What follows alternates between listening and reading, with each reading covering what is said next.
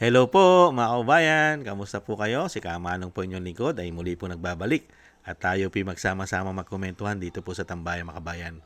At sana po nasa maayos po kayong kalagayan. Magumpisa na po tayo. Ito po, pakinggan po natin at komentuhan. Ito pong pahayag ni Atty. Rowena Guanzon, ang Malacanang daw po.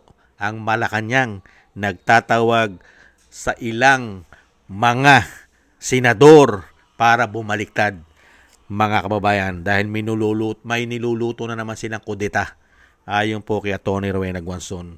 Ito po, pakinggan po natin siya at panuorin at komentuhan po natin. Yung sikat ha, Ate Laila. Mhm. Sikat na. Nagtatawag daw ang Malacanang sa ilang senador Aha. na pag hindi kayo bumaligtad, ha, kakasuhan namin kayo. Naku! Ay, ay, ay. Sino, attorney, ang posibleng mangyari o posibleng bumaliktad? Meron pa ba sa ganitong nangyayari ngayon? Akala nila si Loren babaligtad. Kaya meron silang mga tampo-tampo. Nako. Ganyan. Bakit naman babaligtad si Villar? Kinasuhan nyo na nga eh. Yun Di ba? lang. May kaso na nga yung dalawang magkapatid. Ba't pa sila? Total, marami naman silang pera. O sige, laban, fight. Hanggang Supreme Court, di ba? Oo, kung ano yung Kung totoo. ako din naman, kung kapatid nila ako, sasabihin ko talaga, tinatakot tayo ng mga ito, may Tama. husgado naman. Di Tama. ba? Di, fight tayo sa husgado. Bakit?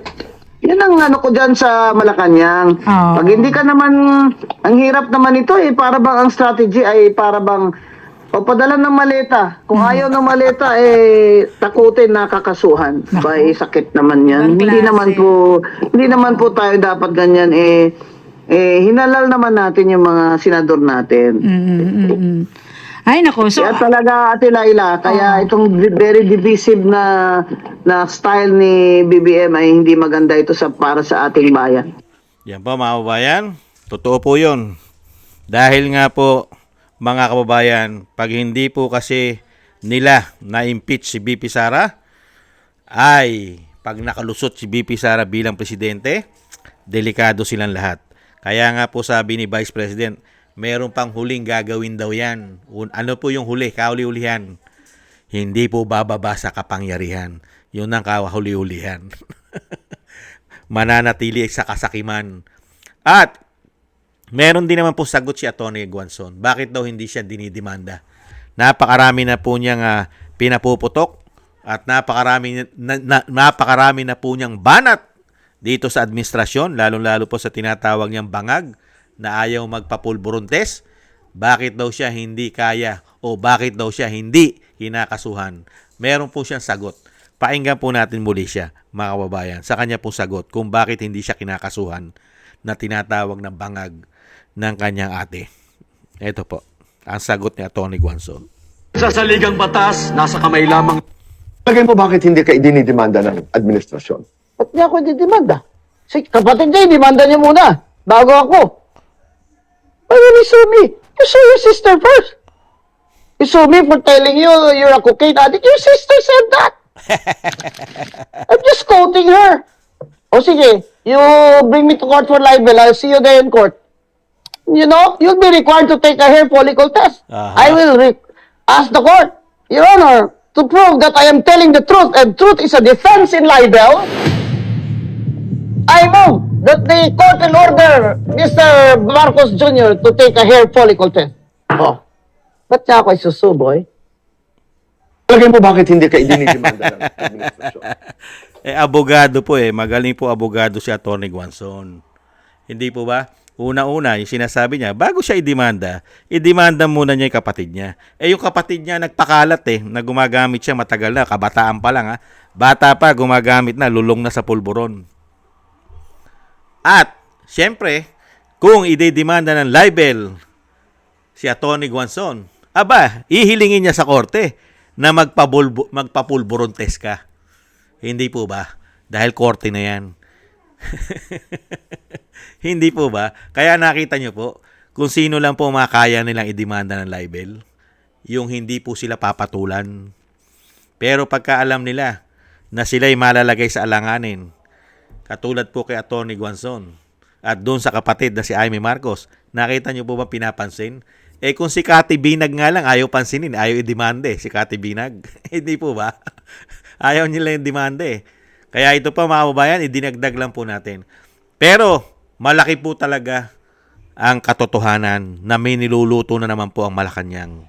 Ayon kay Atty. Rowena Guanzon. Kudeta. Dahil napakarami nilang maleta, di umano. At yung sinasabi nga naman example ni Atty. Guanzon, sino pa ba ang mabibili nila at babaliktad sa kanila? Ang mga bilyar, kinasuhan na nila ang mga bilyar. Yung prime water nila, puro may kaso. Hindi po ba? Bakit ka naman kakampi pa sa kanila? Kinakasuhan ka na nga. At unang-una, bilyonaryo kayo. Marami kayong pera. At makakarating yan hanggang Korte Suprema. Hindi na Pangulo si Bangag na tinatawag na kanya ate. Hindi pa rin tapos ang kaso. Hanggang Korte Suprema. Hindi po ba? At kung hindi na Pangulo ang tinatawag na Bangag ni Atty. Guanzon, makukulong na yata yan, di umano. At sino pa daw ang babaliktad? Si Loren Legarda? Babaliktad ba si Loren? Yung anak niya nga, panay ang banat ng anak niya. At ini-expose ang mga korupsyon. Yung korupsyon na ini-expose, lalo-lalo sa House of Crocs. Hindi po ba ini-expose ng anak ni Loren? Sino po ang may posibilidad? Si Jinggoy. Si Jinggoy, si Villanueva. Yung kaya, mga kababayan, ang nakikita po natin, tingnan na lang po natin doon sa sinasabi ni Atty. Guanzon. Dahil po may ugong-ugong na itong darating na weekends o darating na Lunes next week ay yun daw po ay umuugong na panibagong kudeta na naman. At ang umuugong ay si Subiri daw po, di umano, si Subiri naman daw po ang ipapalit nila. Kung si Subiri, mga kabayan, ganun talaga Dahil nga po ang maleta po ay kalat at na-distribute po sa napakaraming politiko ang maleta. Kaya po kailangan nila ng proteksyon. Dahil kung magtutuloy-tuloy po ang leadership ni Alan Peter Cayetano, ang bagong Senate President, ay magkakaroon na po ng malawakang investigasyon, lalong-lalo po sa flood control. Kung muling makakabalik bilang chairman po ng Blue Ribbon Committee, si Rodante Marcoleta. Marami na pong mabubunyag at matutuklasan, lalong-lalo po yung nakasakay sa chopper. Yung nakasakay sa chopper ni Saldico, kasama sa delivery ng maleta. Hindi po ba, mga kababayan? Yan po, mga kababayan, ang komento po natin kay Atty. Guanzon. At yan po, ayon po sa kanya, na talagang niluluto na naman at nagpapatawag ang Malacanang ng mga iilang senador para po kumbinsihin. Hindi po ba? Sana magkaroon naman po ng konsensya. Magkaroon naman po ng konsensya ang mga senador na halal ng bayan. Huwag po sana kayong magpadala. Huwag na po sana kayong magpakademonyo pa. Di umano. Matakot naman po kayo. Magkaroon naman kayo ng konsensya. Hindi po ba? Sobra-sobra na ang pinagnanakaw sa pera ng taong bayan. Makonsensya naman kayo sa taong bayan. Maraming salamat po, Atty. Guanzon. Ingat-ingat po kayo. Doble ingat po. Dahil alam naman po natin ang gobyerno ngayon ay hari ng sinungaling di umano at mambubudol at walang isang salita di umano. Ingat po kayo. Maraming salamat din po sa nakagusto po ng ating Tambayang Makabayan sa YouTube at TikTok. At ganun din po sa ating mga subscribers at patuloy po nagsusubscribe. At ganun din po sa mga nagko-comment, like, share, and subscribe. Thank you po sa inyo. Mabuhay po kayo. Shoutout po sa inyo lahat. At shoutout din po sa mga nagbibigay po ng tulong at biyaya.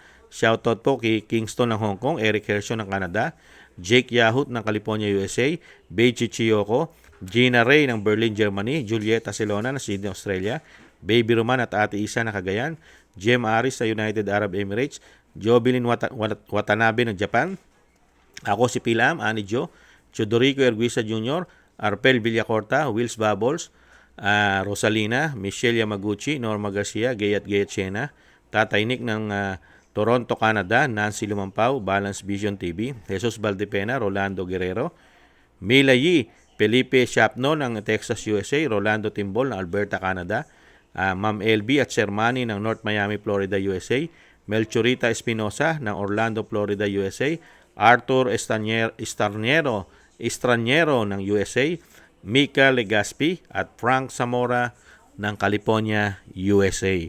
Maraming salamat po sa inyo mga kabayan at God bless po sa inyo lahat at shoutout po sa inyo lahat. At tis-tis lang po tayo mga kabayan at samahan po natin ang mga panalangin na hindi po magtagumpay ang kasamaan ng mga politikong nasaig na po sa sobrang kasamaan at kasakiman sa kapangyarihan at pera ng taong bayan. Hindi po sana sila magtagumpay. Sama-sama po natin sa ating mga dasal at nang tayo po'y maingatan. Happy weekends po mga kabayan. Ingat-ingat po kayo. Bye-bye.